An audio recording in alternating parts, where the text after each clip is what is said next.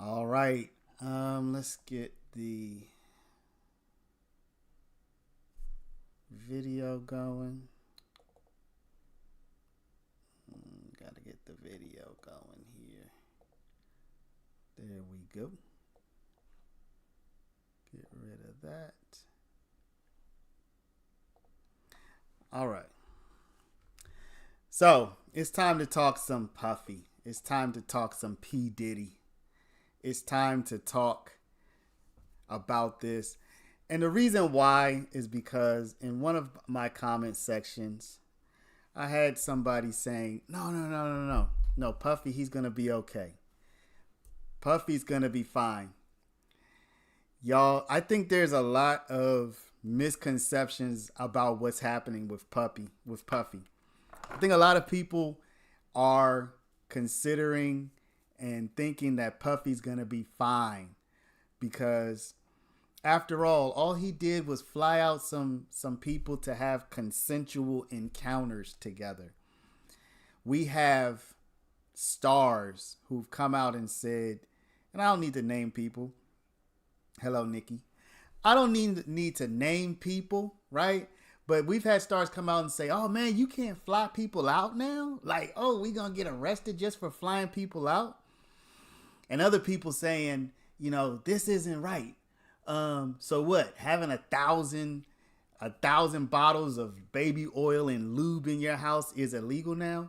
Y'all, some of this I think is kind of preying on the naivete of people, meaning that some of the stars maybe feel personally attacked because maybe they like to engage in certain activities, and I'm certainly not here to judge that. But I just want to voice my opinion on this situation and do more of a deep dive and talk about what is Diddy accused of, why it is not just a matter of flying people out to get engaged in certain activities and freak offs. And also we're going to take a look at some of the ramifications, some of the fallout that's starting to happen now. As you can see from the title of this video, y'all, Usher has apparently deleted all of his tweets. Reports are 7,000 tweets he just deleted. The artist Pink, the singer Pink, who's also a very popular artist, reports are that she just deleted all of her tweets, which would be many thousands of tweets. And people are thinking, okay, is this a thing now, or are they covering something up? Are they trying to avoid trouble, etc.? We can talk about that. Also, Kevin Liles, a music executive, stepped down from his post yesterday. So people are starting to take every little thing that happens and interpret it in light of what happened with Diddy. And of course, some things may have to do with Diddy, some things may not. But the first thing I want to talk about, and y'all hit the like button, please. Just go ahead and hit that like and drop some comments, people. Drop some comments. This should be a conversation. What did the tweet say? I'm so confused. We'll get to that in a moment, Megan. But it's not that the tweets necessarily said anything. I don't think anybody is even sure of what Usher said in his thousands of tweets. People are saying that Usher deleted his tweets and that Pink deleted her tweets as a way of, they're speculating. So the tweets being deleted apparently is a fact. Okay, so we're gonna say that's a fact. The why of it, I mean, they didn't come out and announce that they were deleting their tweets, so people can only infer, right? People can only infer as to why they deleted their tweets. And I think people are inferring that the reason that they deleted their tweets is because they want to cover up something. They want to avoid certain problems. They want to hopefully not allow people to discover things that they may have said or maybe may not have said in their tweets that may implicate them, that may implicate other people that they know in certain things. Just think about this. Think about this, Miss Mandy. Think about this, Miss Megan. Okay? Think about this.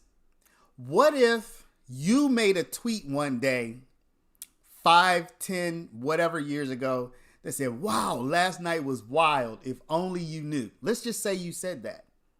Now the internet sleuths are going to start saying, okay, when did Diddy have that party? And they're going to start trying to take that tweet that you tweeted out, and they're going to try to line it up with what might have happened that day. Do you see where this could go? I mean, do you see how it might be easier to just literally delete everything? Because you can't remember. You can't remember what you were thinking. You can't remember if you were drunk that day. You can't remember if you were using drugs that day and you might have just shot something out. And all of a sudden, people on the internet who have time apparently to do this sort of thing, they'll start saying, oh, such and such tweeted this, such and such tweeted that. Then the Diddy discovery starts coming out and saying on such and such date. And people say, well, hold up. Usher, I'm not saying that obviously this has not happened, but the speculation is that somebody like an Usher who's tied to Diddy would just rather get rid of all the tweets, right? In that way, it would be easier to avoid any kind of potential problem. Now, this is speculation. I'm not saying this of my own accord. I don't know why Usher deleted his tweets, okay? I don't have any idea. But since we're talking about that now, y'all, we're going to come back to Megan Cuniff. I think I'm saying that properly. Megan Cuniff, she came out with this. I'm going to read this to y'all shortly. What Diddy's lawyer apparently said in court. Y'all, I don't know, y'all. Diddy needs a woman lawyer, y'all. And listen, I'm not trying to be sexist, but he needs a woman lawyer out front talking about this. He does not need a man lawyer, a male lawyer. He needs a woman lawyer out front talking about this. Once I read this to y'all, I don't know if y'all have heard this, but Megan Cuniff, shout out to her. She is on the ball with so many, even with the YSL case, she's been covering it. She's on the ball with that. So y'all, give her a follow on X and on YouTube. We'll come back to this in a moment. But let's just take a look. Let's see what people are saying about Usher today. All right. Say cheese. Usher has wiped his entire Twitter history. I don't know if y'all can see this. Usher has wiped his entire Twitter history, erasing 7,000 of his old tweets. Okay? So then you have people who are starting to speculate. Why would he do that? It's too late, buddy. Bro must have had some incriminating evidence in there. Jaguar right. She was right about everything. And then you have Pink. Pink just deleted over 4,000 posts from X. First Usher and now Pink. So people are starting to speculate again that these celebrities want to get rid of incriminating evidence. Now, in case you don't know, Usher spent a part of his childhood under the care of Diddy. Usher was a teenager. He was, I believe Diddy was his legal guardian at one point. We can look that up. Let's take a look. Diddy, Usher, guardian. I believe that Usher's mom actually put him into the care of Diddy. I don't know if you all have seen this. Some of this stuff you can't really show, but because you don't want to get it taken down by the powers that be. But yeah, at one point Usher was a teenager. So this was probably early mid-90s. Usher was actually in the care of Diddy. Okay? And when I say in the care of, I believe, and this is the part I'm not 100% sure of, but I believe Usher was actually Diddy was Usher's legal guardian for some time. So Usher has talked about wild times, living with Diddy as a teen. Y'all can look into that. Usher has said that he saw curious things. He never elaborated as to what he was talking about. He said that he would not want his children to have a similar experience to what he had. Now, y'all remember, Usher was the guy who put Justin Bieber on if I'm not mistaken, right? Y'all come on, let's get some likes here. Let's get some likes. And y'all come on, interact with your boy in the chat, y'all. We only have a few people who are chatting. Talk to me. So if I'm not mistaken, Usher is the guy who more or less discovered Justin Bieber in the popular sense and put Justin Bieber on. And then you have additional videos of Diddy with Justin Bieber. We can probably play this one. Where people say, hey. Justin, you ever seen the movie 48 Hours? Right now, he's having 48 hours with Diddy, him and his boy. They're having the times of their lives, like where we hanging out and what we doing. We can't really disclose, but it's definitely a 15-year-old's dream. I have been given custody of him. He signed to Usher. I had legal guardianship of Usher when he did his first album. I did Usher's first album. I don't have legal guardianship of him, but for the next 48 hours, he's with me. So okay. All right, y'all. So there you have it. Usher was under Diddy's legal guardianship when he did his first album. Usher grows up. He signs Justin Bieber. Then he sends Bieber to Diddy. Okay. Now, listen, I'm definitely not insinuating that Diddy did anything to Usher or that Diddy did anything to Bieber or that Usher did anything to Bieber. We don't have any evidence of that. But what we do have is Usher, who has deleted all of his tweets today. According to Say Cheese, 7,000 tweets are gone. Now, a lot of these tweets would probably have been archived somewhere on the internet where you can search for them. So are they really gone? Maybe not. But it would probably be a lot harder to search through the tweets on the archived sites than it would be to just search through them on Twitter or just read through them on X. So I would say stay tuned, stay posted on this. We'll see what develops out of this. People are really, it's almost like people are hoping for this to blow up. Y'all, I'm going to say something. I have not heard anybody say this yet. I've been listening to all the commentators, wondering if somebody's going to say this. Let me see here. Wondering if somebody's going to say this, and I have not heard anybody say this yet, y'all. We are in an election season, y'all. I have not heard anybody say this. Maybe you have, but I haven't. Through this whole Diddy thing, people have talked about rich people going down. People have talked about powerful people going down. What my opinion is, what month are we in? We're in September. We have about a month and a half until the election. My thought, and again, I wish somebody else would say it so I can hear some analysis on it, but as of now, it's been in my brain. So if this turns out to be true, y'all need to come back and say you heard it here first, unless you've heard somebody else say it. And if so, put it in the chat so we can take a look. My thought is this: Diddy's best opportunity to get a deal is before the election. There are rich people out there who are richer than Diddy. There are powerful people out there who are more powerful than Diddy. There are famous people out there. Not a lot of people who are more famous than Diddy, but there are people out there who are more famous, who are more prestigious. But the highest of the high people, the biggest fish, is almost always a politician. Now, I'm not going to say any names because in my thought process, I'm not thinking that there's a particular politician that could possibly fall. So that's not my point.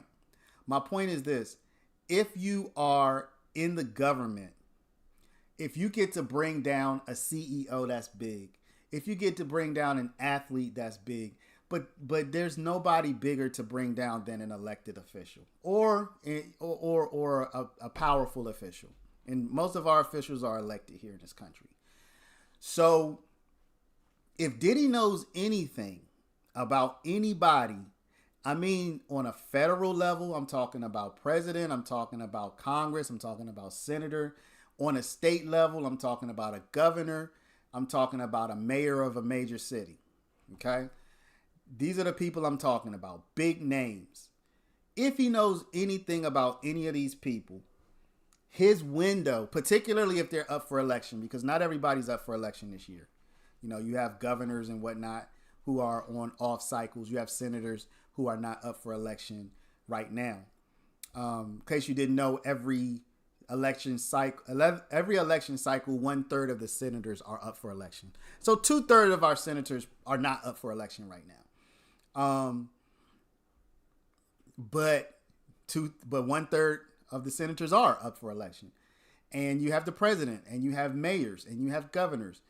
So my thought process is, if Diddy's going to get some kind of deal, if he's going to get something, he is in his prime spot right now if he knows some valuable information about elected officials. That's my thought. So I haven't heard anybody else say this. If y'all have heard somebody talk about this, please direct me to that. But that is my thought process. So we're in September. Today is September 22nd, 2024. If by basically any kind of information or evidence or whatever he has would have to be actionable between now and 1 month from now. Anything that comes out on November 1st, I think the election is November 3rd. November 1st is too late. You can't affect the election on November 1st because many people will have already mailed in their ballots by that time. Many people will already have their mind made up by that time. And the news cannot penetrate from November 1st to November 3rd sufficiently for anything to happen, unless it were really, really big. But within a month, say from today to October 22nd, from the October 22nd to election day, that's about 2 weeks. That's enough time for news to penetrate. That's enough time for a video or whatever to get out there and have an effect. So my thought is, if we're going to see a deal, if he has anything on any politician who might be up for election, we most likely, well, I shouldn't say most likely. If we see a big October surprise, my first thought is going to be, unless it's clear that it's not related to this, my first thought is going to be, okay, that's the Diddy effect. If we get a big October surprise that has to do with scandal, that has to do with freakiness, that has to do with even bribery, any of these things, my first thought is going to be, that's the Diddy effect. So that's what I'm thinking right now as it relates to what could be the immediate fallout on this or of this. And that still could be the fallout even after the election, because again, any politician who does get elected, if they have information on that person, they still may be able to bring that person down after. What I want to do though, I want to talk about Diddy's actual charges, y'all. Because a lot of people seem to be somewhat confused about Diddy's charges. Diddy is not in trouble primarily for flying people out to get their freak on. He is not primarily in trouble for flying people out to get their freak on. I'm going to read this. Okay, I'm going to read this from justice.gov. I believe this is this is United States Attorney's Office from the Southern District of New York. Okay, I'm not going to read this whole thing. I'm just going to read this part at the bottom. According to the indictment unsealed today, from at least 2008 through present, Combs led a criminal enterprise that existed to facilitate his abuse and exploitation of women, to protect his reputation, and to conceal his conduct. Y'all, Diddy has racketeering as one of his charges. Anybody watching the YSL trial should be, by this point, you should hear that to enhance his reputation, to protect his reputation. Okay? That's the kind of thing that Miss Love says. You know, did you do this to enhance the reputation of the criminal enterprise or of the gang? As part of that criminal enterprise, Combs, along with other members and associates of the enterprise, committed crimes including sex trafficking, forced labor, kidnapping, arson, bribery, and obstruction of justice. Now, first things first, you should see this and you should automatically say, this is not about flying people out. This is not about flying people out. If this were about flying people out, you wouldn't have the word kidnapping here. You wouldn't have the word arson here. You wouldn't have the word bribery here. You would not have the word forced labor or the term forced labor. So automatically, the only thing that could potentially include flying people out for the purposes of getting freaky is sex trafficking. Okay. That word, you might say, oh man, you know, flying. Okay. Well, what about the forced labor part? What about the kidnapping? What about the arson? What about the bribery? What about the obstruction of justice? So this is definitely not simply flying people out. So that's one. So if y'all hear that, just be aware and be informed enough to know, no, this is not just about flying people out. Does it include that? Perhaps. Any racketeering type of charge is going to include many legal activities in furtherance of illegal activities. Okay. So just the fact that he flew somebody out in and of itself, that is not what this is about. I would say, honestly, the forced labor and the kidnapping are going to be two of the stronger claims as it relates to Diddy's charges. Because what you should know is that trafficking is not just moving somebody interstate in order to get it on with that person. It is through force or coercion. Force, fraud, or coercion. We can look up the statute, okay? But it's force, fraud, or coercion. So if I meet somebody who is in California and I'm in New York and I say, yo, you want to come kick it with me? Yeah, I want to come kick it. And I'm like, okay, bet. I'm gonna send you a plane ticket. You know, when you get here, I'm going to take care of you. All right. So far, I'm not under the trafficking definition, federally speaking. Okay. Unless that person is underage. In that case, I am. If that person is of age, I'm still good as it relates to the federal. Let's just look it up. Let's just look it up, y'all, so that y'all are totally informed. Okay, the federal law prohibits trafficking when it makes it a crime to knowingly recruit, entice, harbor, transport, provide, obtain, or maintain a minor for commercial acts. Okay, so far we're not talking about a minor. Okay, there's been no concrete allegation of a minor being involved.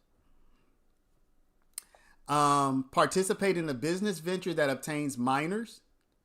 Okay, so far that is also not the allegation.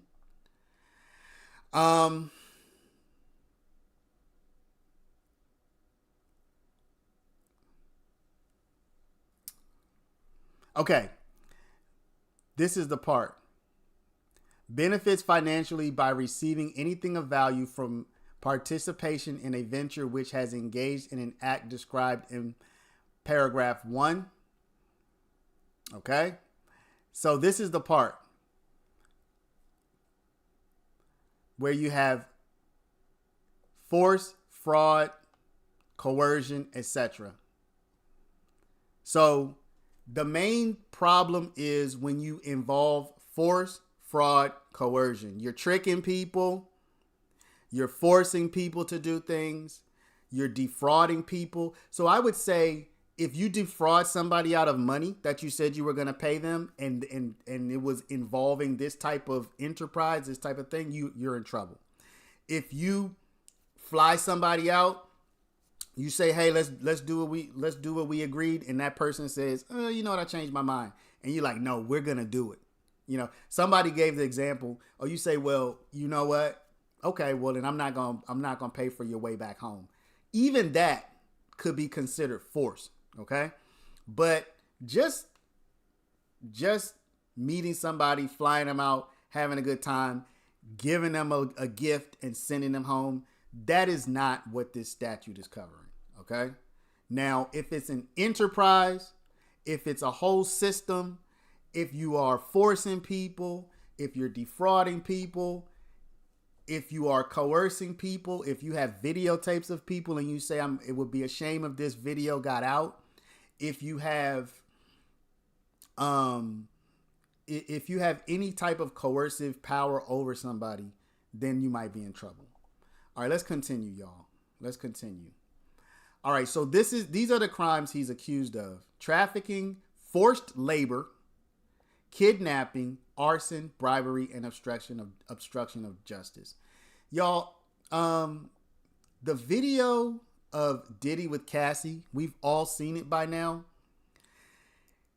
Arguably, he kidnapped her during that video. Arguably. And I'm only saying arguably because we certainly know that he assaulted her, that he battered her, but he arguably kidnapped her. Okay? Now, why do I say he arguably kidnapped her? All right, let me play this. As you can see, by the way, y'all, I'm about to play this video. So if you don't want to see this, we've all seen it 100 times. If you don't want to see it, look away for a few minutes while I talk about this. I'll let you know when I'm finished, okay? So it is a very ugly video. So if you don't want to see it, look away for a few minutes. I'll let you know when I'm finished playing it. I'm not going to play it repeatedly. But as you can see, first of all, let's just get a definition of kidnapping. Kidnapping. Kidnapping is a crime at common law consisting of unlawful restraint of a person's liberty by force or show of force. Under modern law, the crime usually only requires that the victim be taken to another location or concealed. Okay? Taken to another location or concealed. So I'm about to play this video. So here, Diddy, she is trying to get away. So at this point, civilly speaking, this would be considered false imprisonment. False imprisonment is a civil crime. Okay? False imprisonment probably is also, I said a civil crime. False imprisonment is a tort. It's a civil injury, but probably also a crime as well. The difference between false imprisonment would be restraining somebody to a bounded area. You don't let them leave. Like if you lock somebody in a room and they can't get out, that's false imprisonment. Whereas kidnapping would be when you move the person from one place to another. Now, the standard of moving a person, that's what we have to ask as it relates to Diddy. He undoubtedly moves her, but he only drags her a few feet. But this gives the impression that she can't get away, that she has to come with him. So when you see kidnapping on that indictment, that may very well refer to not necessarily this video, might refer to what happened at this exact moment, but it also may refer to other instances where he was involved with Cassie. Okay, so I believe a lot of these charges stem directly from what he did with Cassie. So that was another thing where there was a gentleman, a doctor, who was on saying, well, we haven't seen Cassie in the indictment. Cassie is definitely in the indictment. We're going to read from Megan Cuniff shortly, and I think Cassie is referred to here as victim number 1. Cassie is definitely in the indictment, okay? So if somebody says, oh, Cassie, yeah, Cassie's in the indictment. So anyway, let me play this video. So remember, false imprisonment, I don't let you leave a bounded area. Even if I point a gun at you and I say, if you take a step, I'll shoot. That's false imprisonment. You can take the step, but the result is you will get shot. So you can say this person falsely imprisoned me. They confined me to a bounded area. Okay, so that's one. Kidnapping is like false imprisonment, but you also either move a person or you conceal the person. Right here we see Cassie. Okay, y'all, so I'm playing this video a little bit. We see Cassie's trying to get away. So at the very least, right there, we have false imprisonment.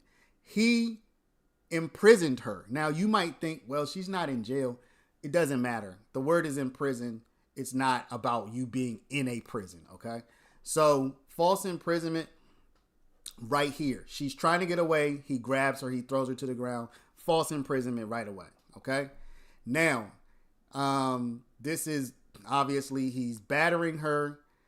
This is terrible. But now this is where you wonder where the kidnapping part might come in.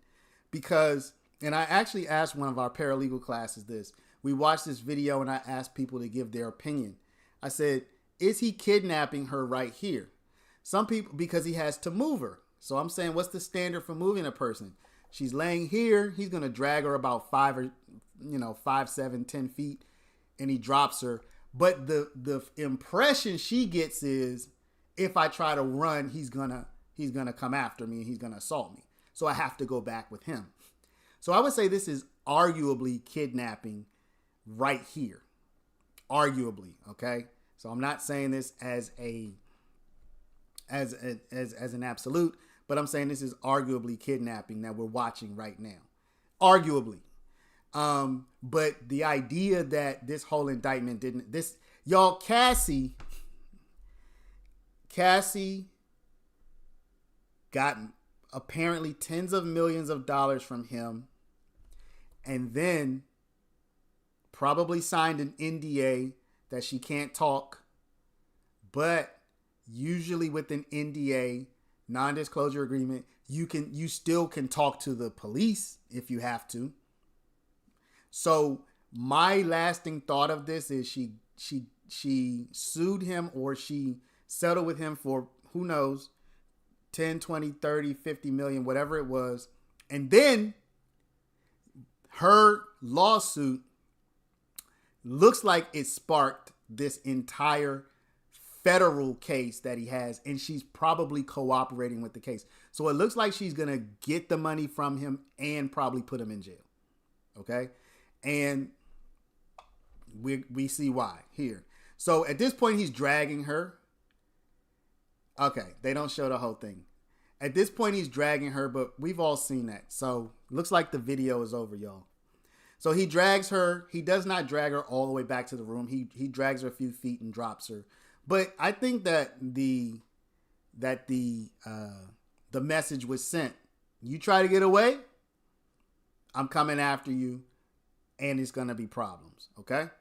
Y'all, do me a favor, hit the like button. Hit the like button for me, please, y'all. Come on, hit the like. Hit the like, and oh shoot, there go the comments.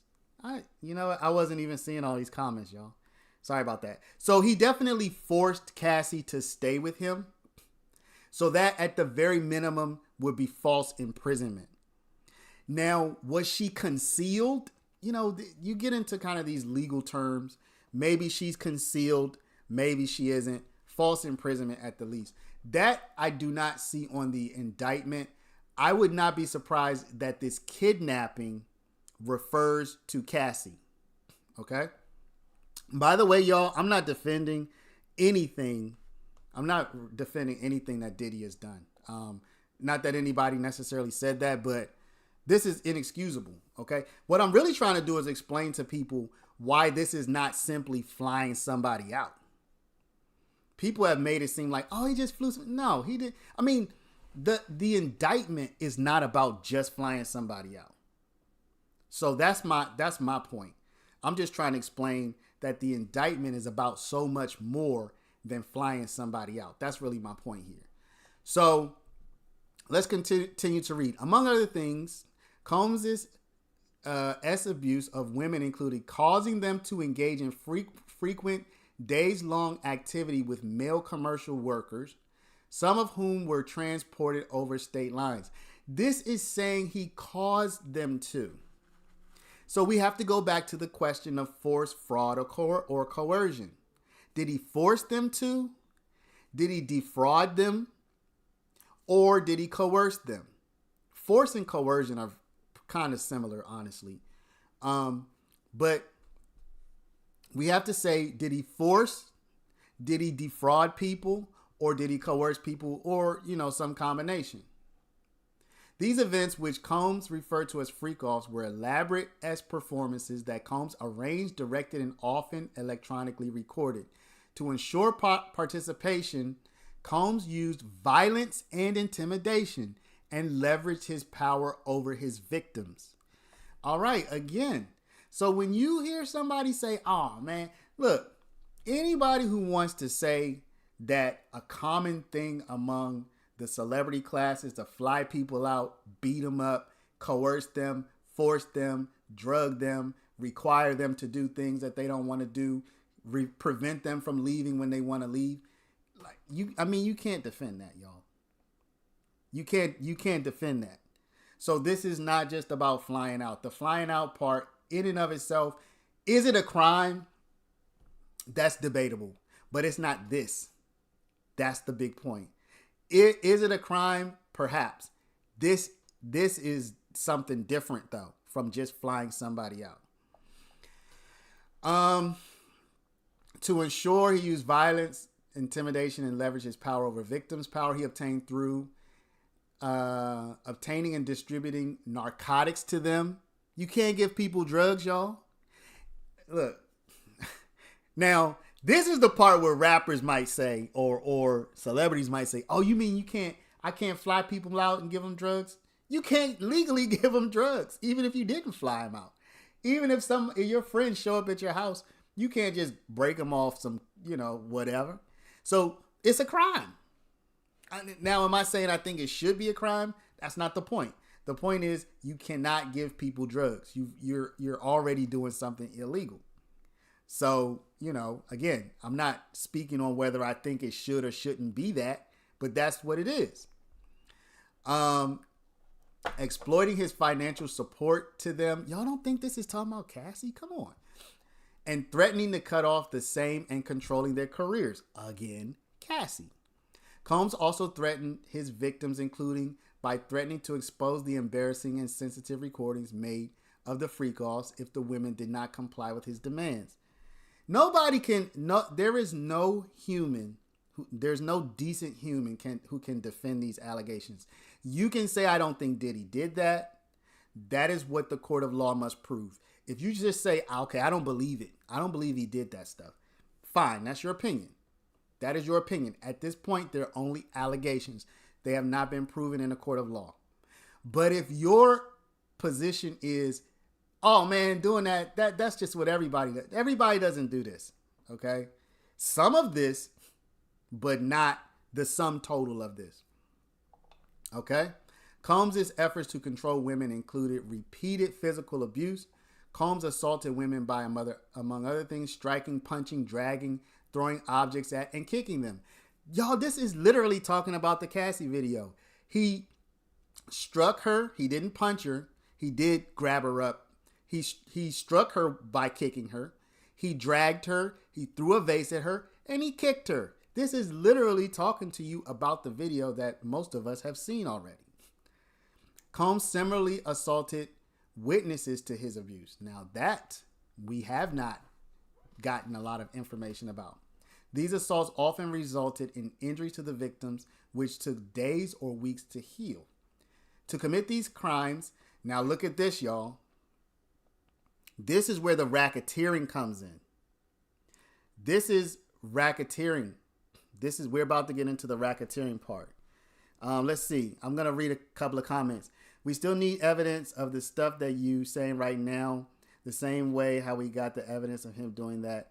Yeah, no, again, I'm just reading from the Department of Justice website. So yes, 100%.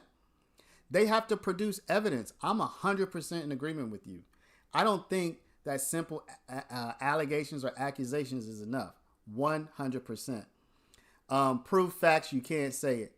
Y'all listen, he's innocent until proven guilty. 10,000,000% in agreement with that. So that's why I said that I'm explaining the allegations, y'all. I'm not stating from personal knowledge that he did these things. Okay? So I'm not stating from personal knowledge that he did many of these things. But what we saw on video, what he seemed to have acknowledged and admitted when he talked about the Cassie video. In that one video, I don't think there's enough there for him to get federal charges from that one video. But that would be kidnapping, and it doesn't say he's charged with battery, probably because that would be a state charge. But at any rate, let's finish here. This is where racketeering is about to come in. To commit these crimes, Combs relied on his power as the leader of a multifaceted business empire. Employees of Combs' businesses, including high-ranking supervisors, security staff, personal assistants, and household staff, acted as Combs' intermediaries to, among other things, arrange travel and hotel rooms, stock the hotel rooms for Combs' commercial activity, contact or locate women and other individuals whom he targeted for abuse, and conceal and cover up the abuse. This criminal concealment included efforts to prevent law enforcement from learning about his abuse. Do y'all see here? This is racketeering.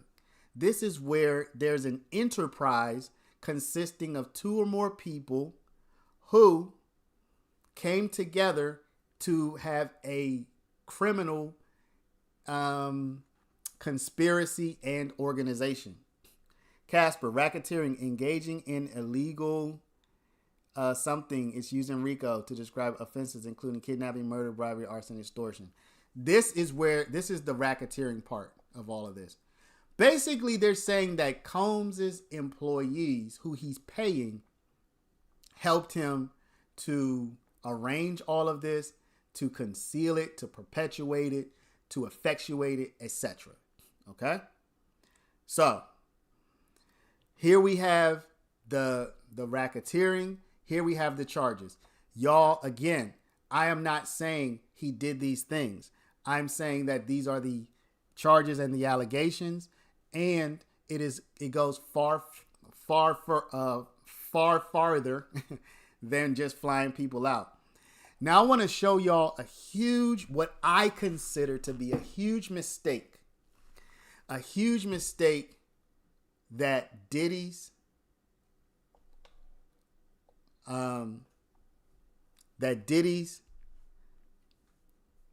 lawyer made in court. All right, y'all, am I stuck? Let's see here. Looks like my camera might be stuck. I want to go to Megan Cuniff, y'all. All right, y'all. My camera looks like it might be stuck. Let me see if I can reinitiate it.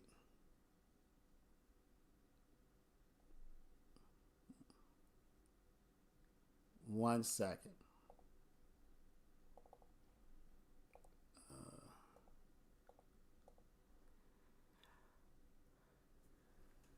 Try to reinitiate the camera. That looks like it got stuck on me. I don't know what happened there. All right. We got the camera back. Sorry about that. All right, y'all. Now, as y'all know, Diddy's lawyer was in court trying to get this guy bail. We know that his bail was turned down twice. Now, Megan Cuniff, in her phenomenal reporting, by the way, Megan, if you see this or you hear, hey, let's connect. I'd love to talk to you. You're a very interesting person. You're doing great work.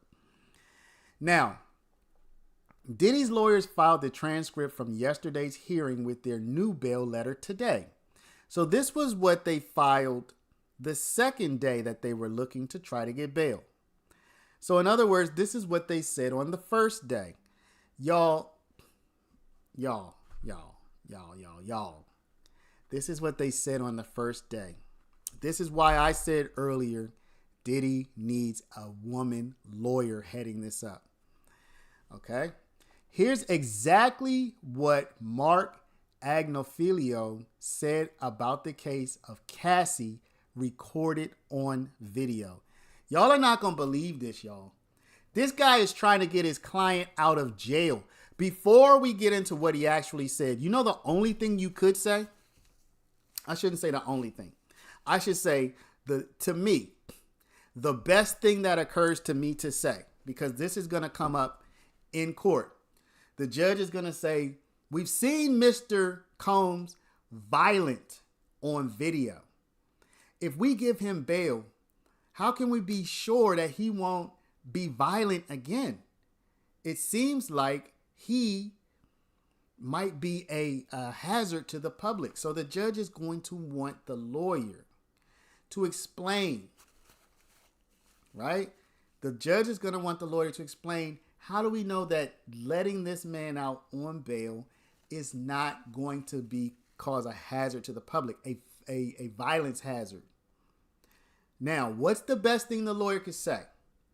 Your Honor, that was 8 years ago. My client has done tremendous soul searching. My client has gone to rehab. My client has attempted to heal every wound he's caused. He's deeply sorry, deeply hurt, deeply remorseful. He hasn't had any incidents. You know what I'm saying? Y'all follow me? Right? You know what you don't say? I'm about to read to you what you do not say when you're trying to get your client out of jail and you're responding to a video where he violently attacked his girlfriend, basically. This is what you don't say. This is... I'm laughing, y'all. Listen, this guy was on the spot, but he had to have rehearsed this, y'all. How much y'all think this guy's making? Is he getting paid $1,000 an hour? He probably just got a lump sum for this, but what, $1,500 an hour, $2,000? Who knows? Take some time, bro. Rehearse this in front of the mirror. Rehearse this in front of your wife. Get a buddy at the law firm. Go over this. This is gonna come up. We saw the video. How do we handle that? Of course, they're gonna ask you. This is what he came up with, y'all. This is his lawyer. Now, one thing that's important about the video, this is the Diddy assaulting Cassie video or battering Cassie video. Now, one thing that's important about the video, and since the government talked about some of the evidence, we have to talk about some of the evidence. Okay, look like he lining this up, right? What I think the evidence is going to show about the events leading up to this video being made is that two people are in a hotel room. Mr. Combs and victim number one from count number 2. That's how we know victim number 1 is Cassie. Having looked through more text messages and emails than I care to, and I think the government would agree, one of the major issues in that couple's relationship at that point, and at many other points, is that Mr. Combs had more than one girlfriend, okay? And victim number 1 was looking through Mr. Combs' telephone when Mr. Combs was asleep. Found evidence that Mr. Combs had more than one girlfriend. She was not the only one. She hit him in the head while he was sleeping with his own cell phone and then took his clothes. She has 2 bags as she runs into the hallway. And one of those bags is Mr. Combs' clothing. All of it. She has left him in the hotel with no clothes, having hit him in the head in his sleep with a cell phone, which is why he comes into the hallway in a towel. Now, I'm not going to comment on the video because my client commented on the video, and we all know what we saw. But to the extent that the government says this is somehow evidence of S trafficking, It's evidence of Mr. Combs having more than one girlfriend and getting caught. And that will be shown resoundingly, not just by my words, but by the written communications between these two people. And let me talk about that for a second. This is a 10-year relationship. This S trafficking is a 10-year relationship. These two people were in love.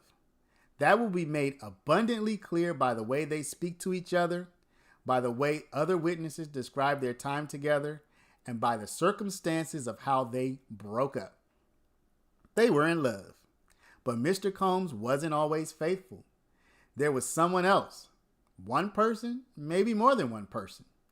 This was a source of great hurt to victim number one.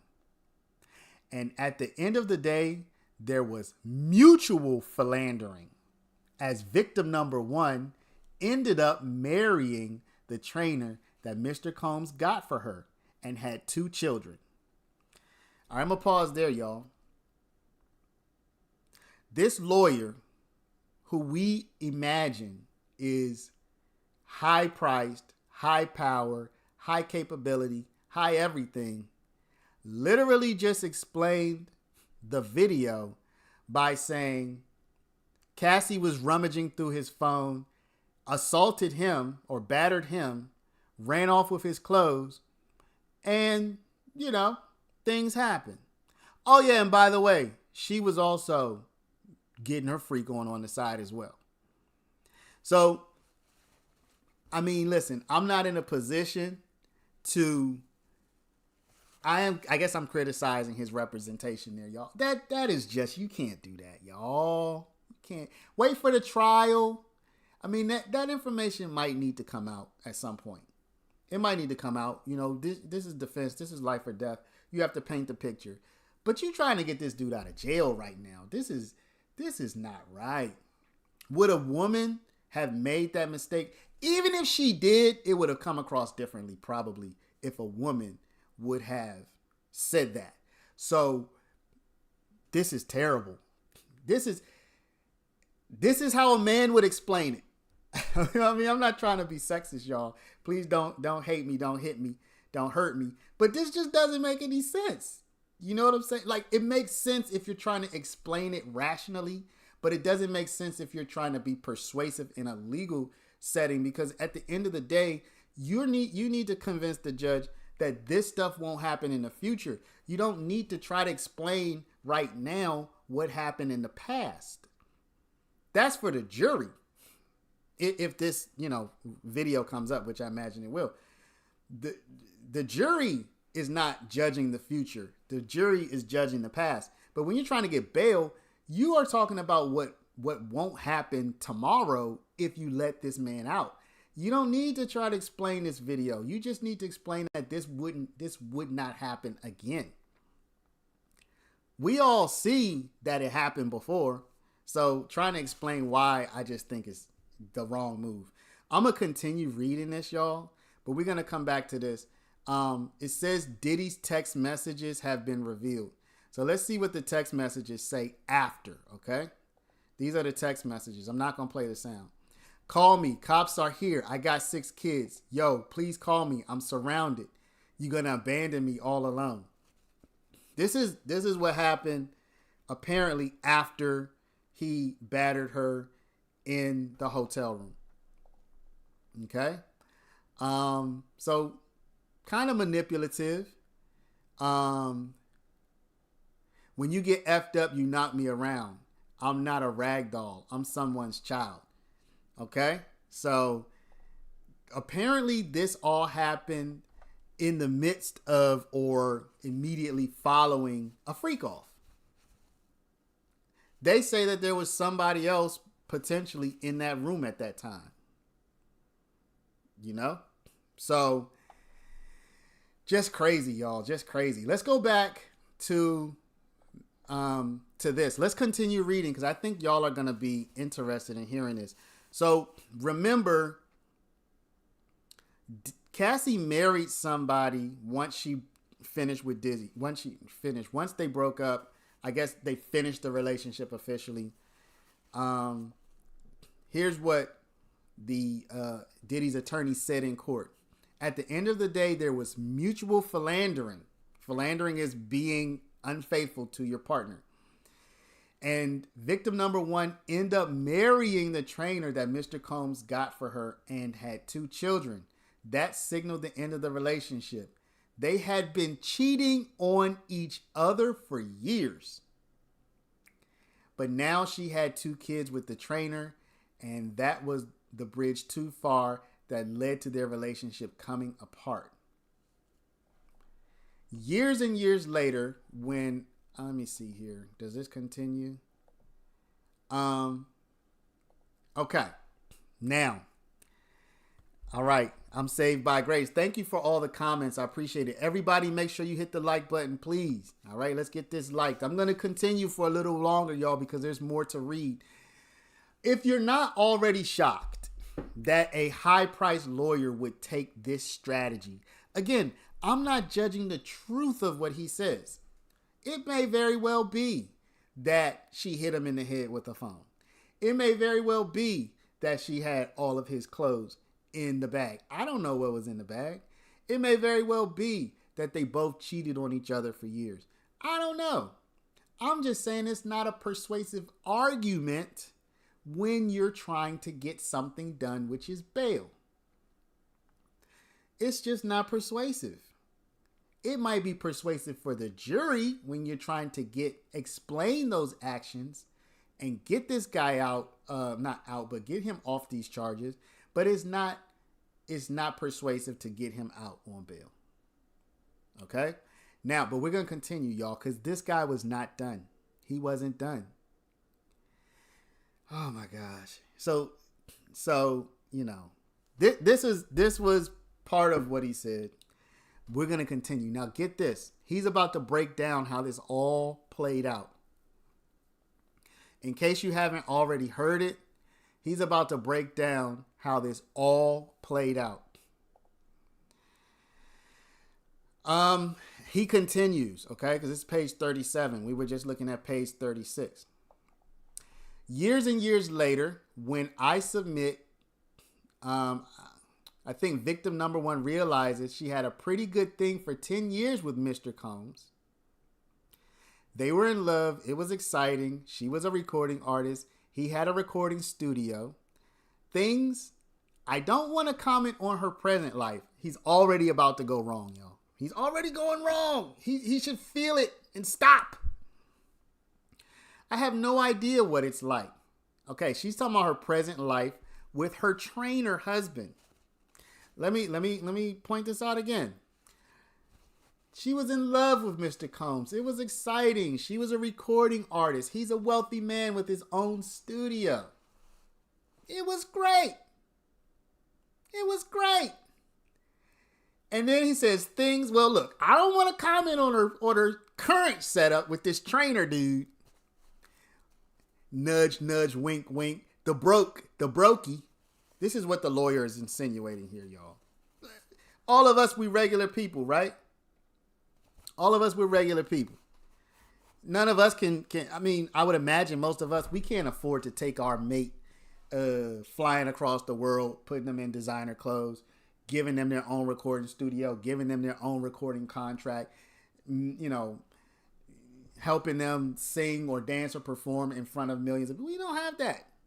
So this lawyer is like saying, look, she was in love with Diddy, and she was living the high life. She was even a recording artist. She cheated on him with this guy, the trainer dude, who he got for her, by the way, because he's the man. And I don't know about her current situation. I have no idea what it's like. Maybe things with the trainer weren't quite the same as they were with Mr. Y'all just saying this in court. I can't believe it. I literally can't believe that he would say this in court. I mean, before a jury, maybe. You have to, but to get bail? What is he doing? I can't believe this. Maybe things with the trainer weren't quite the same as they were with Mr. Combs. And she does something that's very significant if we're going to talk about the evidence in this case. She has her lawyer call Mr. Combs' lawyer And in a recorded conversation for 8 minutes and 12 seconds, where her lawyer says, my client has written a book. It's about your relationship. She's not talking about sex trafficking, and she is not talking about crimes. My client has written a book, and she's going to publish it. But if you want to buy the rights, then you will have the exclusive rights, and she won't be able to publish it. And you know what? You can buy the rights for $30 million. A recorded conversation. The government has it. We have it. So y'all, all of this, according to this lawyer, started when she left Diddy. She got with the trainer guy. She wasn't living high any longer. High as in high Diddy, up in the sky, flying, etc. She had her 2 kids. The lawyer's implying, look, she got broke. And she figured out a way to get some money was to write a book, or to say she wrote a book, and to have her lawyer call Diddy's lawyer and say, look, I really would rather get $30 million than to publish this book. But either way, you know, what you want to do. And Diddy's lawyer, we'll see what happened. Casper asked, it sounds like extortion. You know, I was talking about this. I use the same term. I said legalized extortion. I mean, I'm not trying to put Cassie down, but this doesn't sound good. It doesn't sound good to me. It doesn't sound good. I'm gonna write a book about whatever it is that we did. You know, be ashamed if I had to publish it to survive. But I think I could probably live with 30 million, you know. So if you like the concept of my book, you could just go ahead and buy the rights to it for 30 million. It doesn't sound good. It does not sound good. And I don't know how that will play with the jury, because it kind of doesn't matter as it relates to all of his crimes. The book and the 30 million this is another reason I don't know why this lawyer's talking about this in court. Because what does this have to do with his crimes? The book is not, it doesn't, the fact that they engaged in these negotiations has nothing to do with his crimes. So this lawyer is in court talking about this book deal, which is definitely makes good for tabloid conversation. It makes for good tabloid conversation. It makes for talking with your friends about, oh man, you know that book, that 30 million. But this dude is accused of, he's in federal criminal court. He's not in a civil trial. He's in federal criminal court, and this book deal has nothing to do with his crimes. Placing a $30 million price tag on it makes it sound bad technically. My point, Casper, is it sounds bad from a civil standpoint. If this case were going to if she sued him and he had to defend himself to not have to pay her, then this might help his case. He might be able to say to the jury, don't make me pay this woman this $30 million. Look how she tried to get this money out of me. That would make some sense to me. That's not what's happening here. He's in federal criminal court. She is not the plaintiff. She's not suing him. It's the government that's after him. They don't care about this book. Does that make sense? So the fact that they're bringing up this book is insignificant to the criminal case he's in. It might be significant if he were in a civil case with her, but he's not. He already paid her that money. Let me continue, y'all. So the conversation is recorded. That conversation, I guess, didn't go well for her and the lawyer. So next thing we know, it's now November 2023, and she has a different lawyer. This lawyer is not so interested in intellectual property for $30 million. This lawyer is saying, I'm going to bring a civil S case because the statute of limitation allows me to do that. because there's been a change in the statute of limitation that allows me to do that, and that's what I'm going to do. So I'm not really here to embarrass you anymore to the tune of $30 million. I'm going to bring this civil S claim case against you. Y'all see the difference? Pink slime. You see the difference? So the first lawyer's like, okay, we'll go at it with kind of a soft approach. We'll say you wrote a book. Maybe she really did write the book. I don't know. We'll say you wrote a book. We'll sell the book rights to him for $30 million. You'll get your money. We'll get 30, 40%. You know, you'll get 18 million. We'll get 12 million. You could live on, out of the 18 million, you probably have to pay 50% in taxes. You walk with about 10 million. If he goes for it. Right? But Diddy says, nah, not going for that. So that doesn't work out. She gets a new lawyer, and the new lawyer finds out that there's been a change to the law.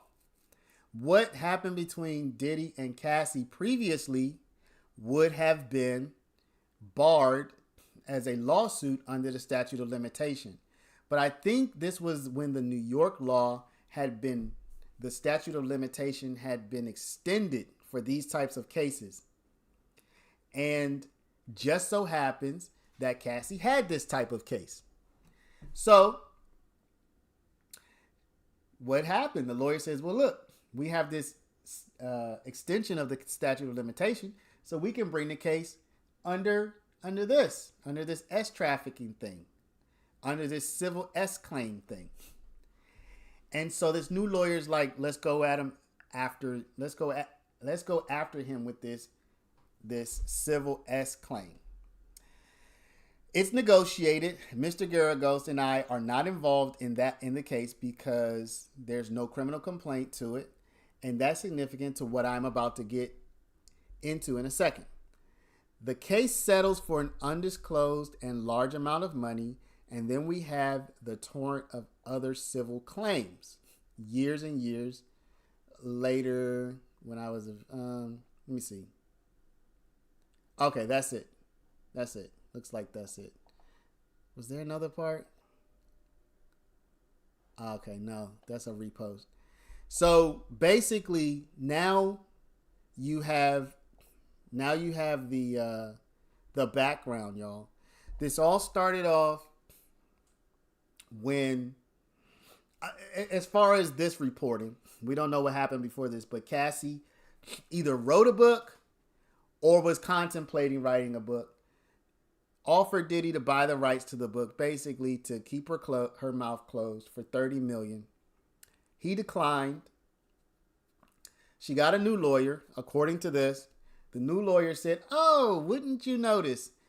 New York State has just given an extension to the statute of limitations, so now we can file this S claim against him for $30 million. And he paid her, but if we all remember, when he paid her a day late. She asked for the $30 million. Apparently he said no. She filed the claim, which made it public, which put everybody on notice.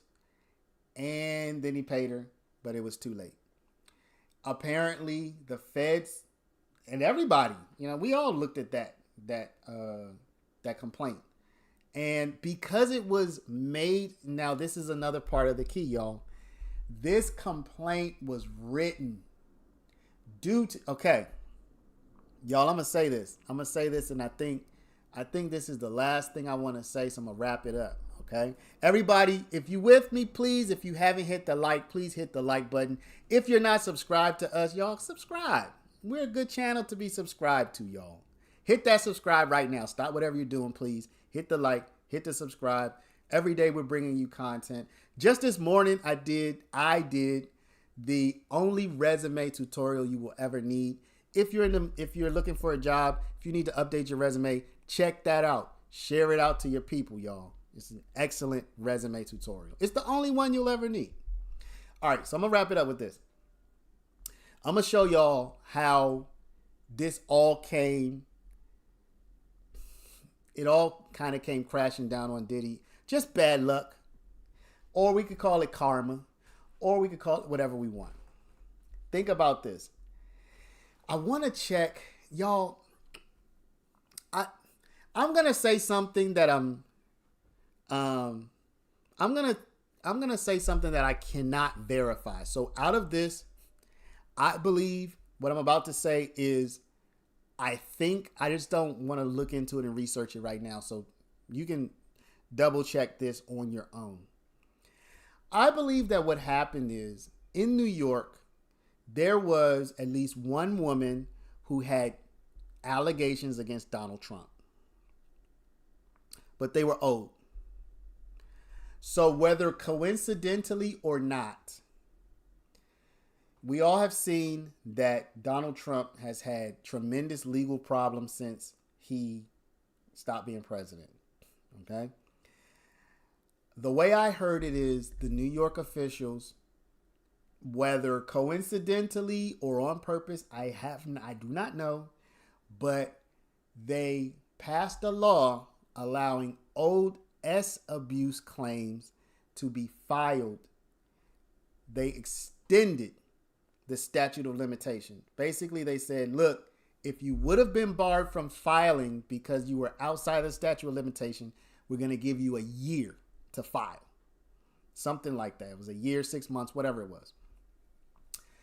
The way I heard it, and this could be whatever, was that they did this so that this lady and any other women could file against Donald Trump to get Trump in trouble. I don't know for sure that that's the reason, but you all heard about Trump getting sued by somebody for assault and having to pay, and she won I don't know how many $1 million judgment against him. I think it's under this same law where Diddy got hemmed up. Okay. Whether that's the origin of the law or not, I'm not 100% sure. But get this. The law was specifically for sex abuse claims. So what did Cassie's lawyer do, or her lawyers? They wrote it up in such a way that it conforms with sex abuse. In other words, she didn't just sue him. She didn't sue him, like, for example, she didn't sue him for, oh, I was a recording artist and you withheld my earnings. Okay? She didn't sue him for, like, oh, we were in a car crash and I broke my leg and you were responsible, so now you have to pay me pain and suffering. She sued him for sex abuse. And it just so happens that those are the type of facts that the government can take and just take from civil and put them into criminal. If he had gotten in a car crash and she broke her leg and he was responsible, there's no criminal charges associated with that. Even if he had to pay her $1 million, he would have had to pay her civilly, but the federal government, and they're not going to say, oh, we're going to take that. He was speeding, so let's give him some speed. They don't care about that. But the fact that these claims lined up perfectly with trafficking. So basically, she conformed her suit to the opening that this extension of the statute of limitation gave her. And when she conformed her suit to this opening from the statute of limitation, that also conformed very nicely for the federal government in their trafficking criminal type of case. So, again, it could be karma, it could be bad luck, whatever we want to call it. This extension of this statute of limitation allowed her to file this kind of suit, and having filed this precise type of suit allowed anybody in the government, in the federal government, who any prosecutor say, hold up, that's the exact type of thing we prosecute every day. Does that make sense? So my point with that is, so someone here said he should have just paid her. There's no chance he was going to give her $30 million, y'all. I mean, I don't know. He didn't do it. He didn't give her the money. I have thought about this myself, just, in passing, like $30 million is a lot of money. It's a lot of money.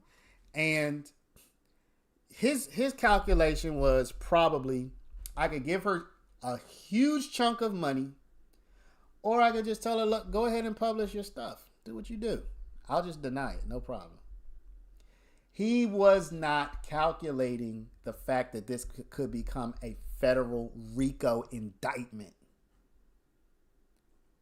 He was not calculating on the federal RICO indictment angle, or he would have paid the money. Without a doubt. He wasn't calculating on the fact that this would become a lawsuit, which would then spur 10, 12, 15, 20 other civil suits that's going to cost him more than $30 million. He's going to spend more than the $30 million just fighting all of these battles. Not to mention he did have to pay her eventually. Okay, so I am P Black Yo. Says Diddy done yo. Okay, so let's end on this, y'all. Is Diddy done? Is Diddy done? Is Diddy done? I'm going to say this. Financially,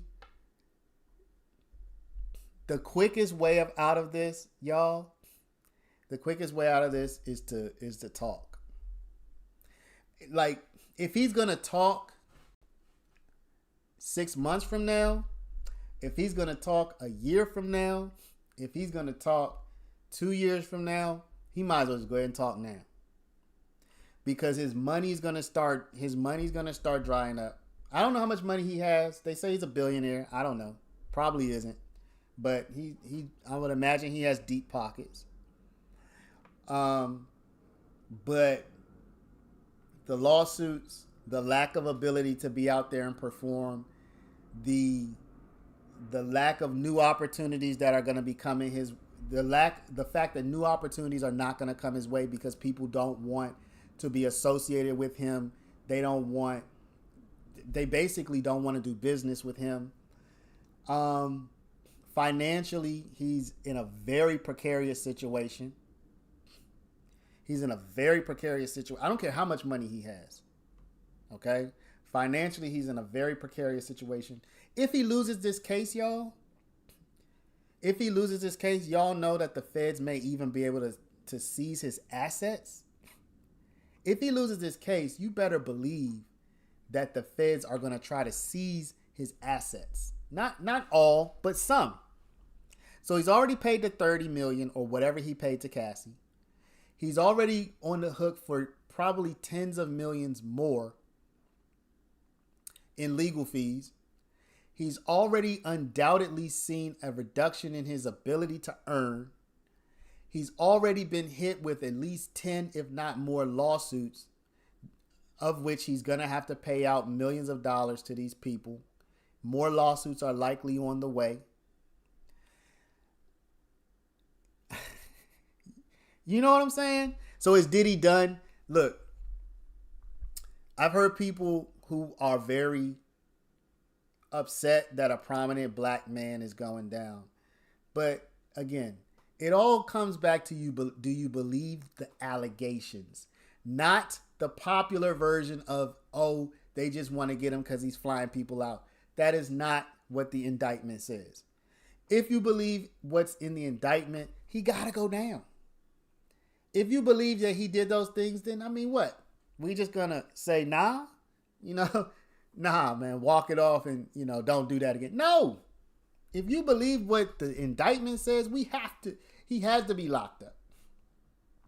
Now, if you don't believe the indictment, then you can say, no, I don't believe he did that. Then you are perfectly entitled to believe he shouldn't be locked up if you do not believe the indictment. Okay? So I do want to end this video, though, with a prediction. Is he done or isn't he? Y'all, I think Diddy's in the fight of his life. And I think Diddy just needs to be focused on literally surviving as a living human for the next 5 years. Like, I think he needs to spend every waking moment of his life trying to stay alive. That's what I think. So financially, he's not going to be the same again. Socially, he's not going to be the same again. He needs to try to just stay alive at this point. I really mean that. He needs to try to live, because I think his life is in danger. I think his life is in danger from multiple different directions. And so the Diddy that we knew is done. If he survives this, he's not going to be the Diddy that we knew. And I think there's very good chance, if he doesn't talk and give up some high level information on politicians or tycoons, then he's going to be in jail for at least 10, if not far more years. So is he done or not? Yes. He's done from a social career perspective, yes. And he will make that determination as to whether he's done even as a free person with the type of cooperation he's willing to give to the federal government. All right. I think Diddy is going to talk, because at the end of the day, I think that the calculation is this: if I did these things and I should go down, then why shouldn't other people who did these things go down? Like, why should he have to go down? Why should he have to go down and nobody else? You know? So that's my prediction. I think he's going to talk. I think he's going to get himself out of some trouble. I think he'll be in jail for less than 5 years if he does cooperate and he has the kind of information that the feds want to hear, which is about politicians, y'all. Okay? Or very, very big tycoons. Okay? Names I'm not going to mention. If he can do that, he might be able to be out in 5 years or less. If not, he's going to jail. He's going to prison. If not, he's going to prison. And we might not see him again publicly. So I would say the answer to my question, is he done? He's done. He's done. And the only thing that can save him somewhat is if he's willing to cooperate against the biggest names in the world. All right. Y'all, thank y'all. I think this has been a successful live stream. Again, if you haven't hit the like, go ahead and do that now. If you're not subscribed to us, do that now. We will be back tomorrow with the YSL trial, as we are every single day.